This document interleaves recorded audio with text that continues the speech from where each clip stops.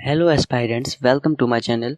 तो आज से मैं शुरू करने जा रहा हूँ एक नई सीरीज़ के बारे में जो कि बेस्ड है एक नए सब्जेक्ट के ऊपर, और उस सब्जेक्ट का नाम है इन्वायरमेंट एंड इकोलॉजी।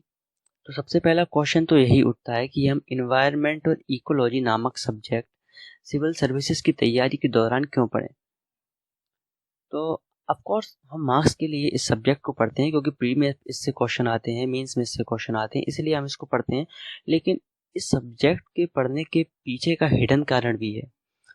तो यूपीएससी आपसे एक्चुअली ये चाहती है कि उनके द्वारा चुने गए एडमिनिस्ट्रेटर्स इन्वायरमेंट के प्रति ज़्यादा सजग हों, ज़्यादा अवेयर हों। अब यूपीएससी ऐसा क्यों चाहती है कि उनके द्वारा चुने गए एडमिनिस्ट्रेटर्स ज़्यादा अवेयर हो एनवायरमेंट के लिए? यूपीएससी इसलिए ऐसा चाहती है क्योंकि यूपीएससी क्या चुनती है? एडमिनिस्ट्रेटर्स। यूपीएससी सिलेक्शन करती है सिविल सर्वेंट्स का। अब सिविल सर्वेंट्स क्या करते हैं? सिविल सर्वेंट्स पॉलिसीज को इम्प्लीमेंट करते हैं।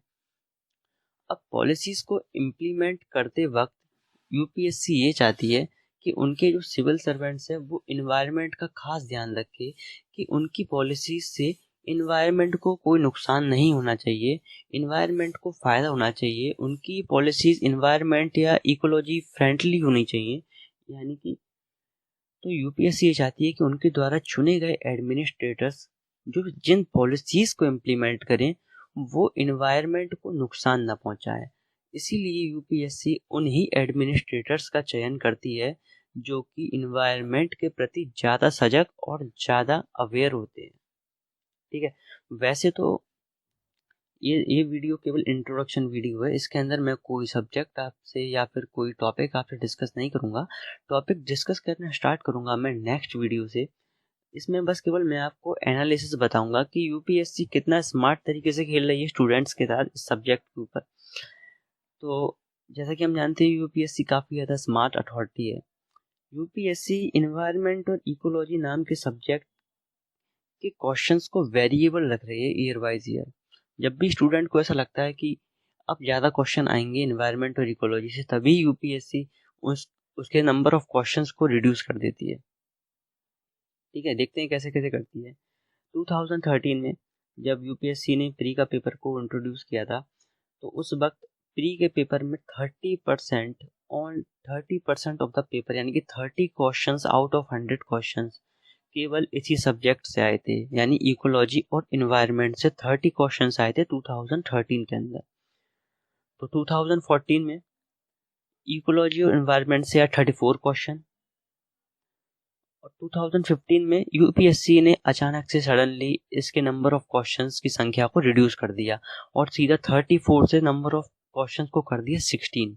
तो यूपीएससी ने 2015 में ओनली 16 क्वेश्चन पूछे थे इन्वायरमेंट और इकोलॉजी से, जबकि 2014 में यूपीएससी ने पूछे थे 34 क्वेश्चन। अब आप यहाँ पे देख सकते हैं कि यूपीएससी कितना स्मार्ट तरीके से खेल रही है। ठीक है, फिर 2016 में यूपीएससी ने और ज़्यादा नंबर ऑफ क्वेश्चंस को रिड्यूस कर दिया था और कर दिया था नंबर ऑफ क्वेश्चंस को 11। तो 16 से 11 क्वेश्चन हुए 2016 में। फिर स्टूडेंट्स को विश्वास ये होने लगा कि अब यूपीएससी कम क्वेश्चन पूछ रही है, तो यूपीएससी अब आगे भी कम क्वेश्चन पूछेगी क्योंकि यूपीएससी का ध्यान अब इस सब्जेक्ट की तरफ नहीं है। फिर यूपीएससी ने नंबर ऑफ क्वेश्चन सीधा सीधा बढ़ा दिए, सीधा सीधा इंक्रीज कर दिए टू 21 2017 में। फिर 2018 में अचानक सडनली यूपीएससी ने सीधा 21 से 10 क्वेश्चन कर दिए, तो लड़कों का मनोबल तो टूट गया। फिर एट द लास्ट 2019 में यूपीएससी ने 19 क्वेश्चन पूछे जो कि एवरेज ठीक क्वेश्चन पूछे थे। तो एवरेज इन सब का जब मैं एवरेज निकाला तो नंबर ऑफ 20 क्वेश्चंस आप मान के अज्यूम करके चल सकते हैं कि यूपीएससी आपसे पूछेगी। ठीक है, तो आपने यहाँ देखा कि यूपीएससी कितना स्मार्ट प्ले की स्टूडेंट्स के साथ नंबर ऑफ क्वेश्चंस को वेराई करके। देखते हैं, तो जैसा कि मैंने आपको बताया सबसे पहले पूछी यूपीएससी 30 क्वेश्चन, 30 से भी बढ़ा के 34 क्वेश्चन किए, फिर सडनली रिड्यूस कर दिए 16 पे सीधा, फिर उसको भी रिड्यूस कर दिया 11 पे। तब 11 क्वेश्चन पूछे तो लड़कों का मनोबल बन चुका था कि अब यूपीएससी ज़्यादा क्वेश्चन नहीं पूछेगी इस सब्जेक्ट से, लेकिन यूपीएससी ने पूछे फिर 21 क्वेश्चन सीधे। फिर लड़कों को लगा अब यूपीएससी सब्जेक्ट की तरफ ज़्यादा ध्यान दे रही है, हमें इस पर ज़्यादा मेहनत करनी चाहिए। फिर यूपीएससी ने एकदम नंबर ऑफ क्वेश्चन को ड्रॉप किया 10 क्वेश्चन पे, या 21 से 10 क्वेश्चन हुए, फिर उसके बाद 2019 में 19 क्वेश्चन पूछे। अब एवरेज ये कहता है कि यूपीएससी इस बार 20 क्वेश्चन पूछेगी इस सब्जेक्ट से प्रीलिम्स में। ठीक है, तो देख लेते हैं। अब देख लेते हैं मेंस में यूपीएससी कैसे खिलवाड़ करती है इस सब्जेक्ट के साथ।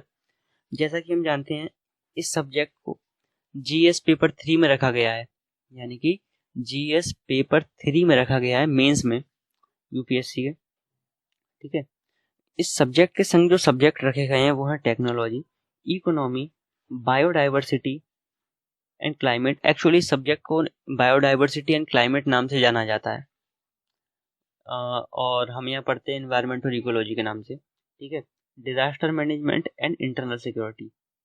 तो इस सब्जेक्ट के संग तकरीबन 4 सब्जेक्ट तो रखे गए हैं जीएस पेपर 3 में, जो है technology, economy, disaster management and internal security, और आखिर में ये तो है इकोलॉजी एनवायरमेंट। तो यूपीएससी आपसे इकोनॉमी पे क्वेश्चन पूछेगी, जैसे कि यूपीएससी ने पूछा कि आपसे कि हाँ आप इकोनॉमी के इस टॉपिक के बारे में डिस्कस कीजिए। अगर आपने अपने आंसर में ओनली इकोनॉमी के बारे में ही डिस्कस किया है तो आपको कम मार्क्स मिलेंगे, या ऐसा भी हो सकता है आपको मार्क्स मिले ही ना। तो आपको एक्चुअली करना क्या आंसर राइटिंग के समय एक एस्पायरेंट्स को अगर क्वेश्चन इकोनॉमी पे आया है तो उस इकोनॉमी के क्वेश्चन का लिंक जोड़ना पड़ता है टेक्नोलॉजी से, उस क्वेश्चन का लिंक जोड़ना पड़ता है बायोडाइवर्सिटी से या फिर इन्वायरमेंट एंड इकोलॉजी से भी, और डिजास्टर मैनेजमेंट से भी, और लिंक जोड़ना पड़ता है इंटरनल सिक्योरिटी से भी। तो यानी कि आपके जीएस पेपर 3 के अंदर जितने भी सब्जेक्ट्स का ग्रुप है, जीएस पेपर 2 के अंदर जितने भी सब्जेक्ट का ग्रुप है, जीएस पेपर 1 के अंदर जितने भी सब्जेक्ट्स का ग्रुप है, अगर आपको किसी भी सब्जेक्ट से कोई भी क्वेश्चन पूछा है तो आपको अपने ग्रुप के, यानी कि उस जीएस पेपर 3 या जीएस पेपर 2 या जीएस पेपर 1 के ग्रुप के सारे सब्जेक्ट से उस क्वेश्चन को भली भांति अच्छे से वेल डिफाइंड तरीके से लिंक करना पड़ेगा, तो मार्क्स ऐसे मिलते हैं।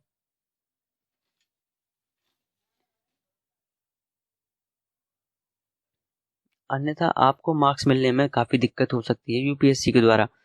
आपको क्वेश्चन पढ़ने के दौरान आपको लिंक करना आना चाहिए, यानी कि जीएस पेपर 3 के अंदर technology, economy, biodiversity, disaster management and internal security नाम के सब्जेक्ट हैं।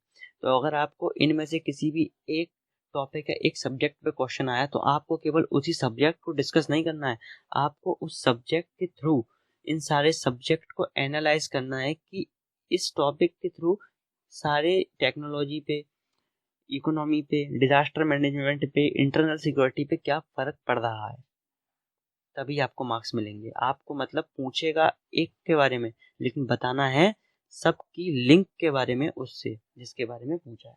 तो ध्यान रखिएगा इस चीज़ को। तो ये था आज का इंट्रोडक्शन लेक्चर इन्वायरमेंट और इकोलॉजी पे। अगली वीडियो से मैं डिस्कस करना चालू करूँगा इसके टॉपिक के बारे में। ठीक है, सिलेबस मैं आपको डिस्क्रिप्शन में प्रोवाइड कर दूंगा। सिलेबस को मैं डिस्कस नहीं करूंगा क्योंकि मैं सीधा टॉपिक पे आके सीधा चालू करूंगा नेक्स्ट वीडियो से। तो इस वीडियो को देखने के लिए धन्यवाद। मिलता हूँ आपसे नेक्स्ट वीडियो में। बाय।